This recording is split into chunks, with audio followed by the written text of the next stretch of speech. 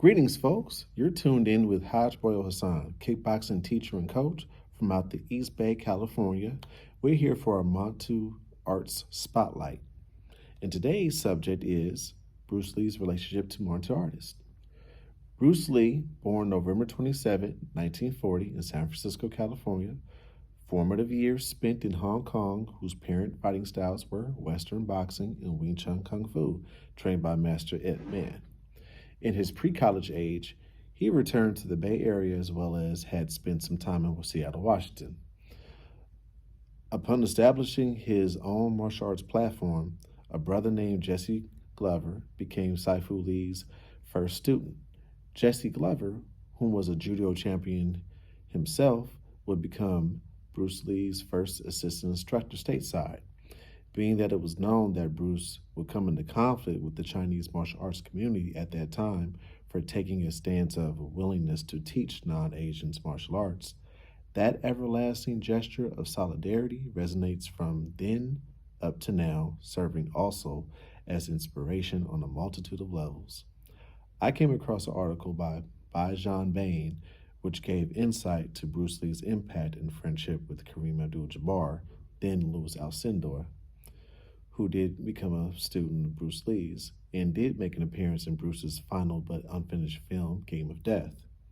Between his friendships with Jesse Glover and Kareem, Bruce Lee did gain insight and understanding of race relations from the Black American perspective, though Bruce was not a stranger to oppression in the least bit. As a Chinese man between Hong Kong under British governance at that time, as well as being stateside post-Jim Crow and Civil Rights era United States, Bruce Lee was so impactful that he had influential relationships with Black society whom he hadn't met as a whole.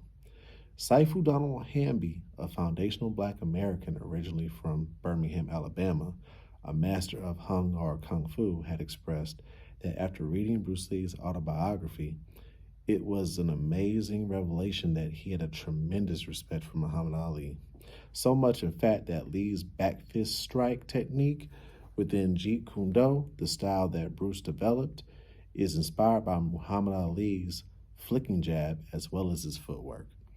Word is, between the two, they held a long-distance mutual respect and admiration for one another, despite never actually having met. Jun Rhee, a renowned Grandmaster of Taekwondo, was a friend and colleague to Bruce Lee, was arranging a meet between Muhammad Ali and Bruce, but around that time, before it could actually take place, Bruce began suffering from the headaches that would eventually result in his passing. Bruce Lee's influence was so grand that blaxploitation filmmakers would cast Jim Kelly, the Black American karate champ, who was an inner dragon besides Bruce, so they could capitalize on Black society's interest in martial arts. Bruce Lee's range of influence expands to admirers and practitioners alike within Black society, as well as its masters, such as Dr. Moses Powell, the Rosary Brothers, Saifu Don Hamby, Dennis Brown, Carl Totten, Anne Ron Hall, and countless others. Needless to say, he's definitely an influence and inspiration to those of us out of Black society who have taken time to practice and train in the style that he developed himself, Jeet Kune Do. Wanted to give this grand man this time for the spotlight, especially on his day of essence, November 27th, which is shared by myself and, of course, the legendary guitar phenomenal, Jimi Hendrix. Signing off from this time to the next time, peace. Be easy.